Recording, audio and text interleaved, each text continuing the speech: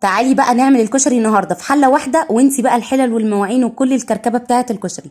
عندنا هنا كوبايه من الشعريه، هسيبها لما تاخد لون حلو. وطبعا قبل الشعريه حمرت بصلايه وحط عليها رشه بس من النشا ورشه من الملح. وفي الزيت بتاع البصل خدت زيت طبعا عشان اعمل منه الدقه، وخدت زيت كمان علشان اعمل منه الصلصه. وعلى باقي الزيت انا حاطه حوالي كوبايه من الزيت. على باقي الزيت بقى هنحط الشعريه لما تاخد لون.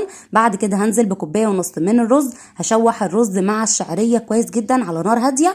وبعد كده هنزل بكوبايه من المكرونه الصغيره اللي هي التحمير، هشوحها برده. اخر حاجه ربع كيلو من العدس منقوع ساعه في ميه مغليه.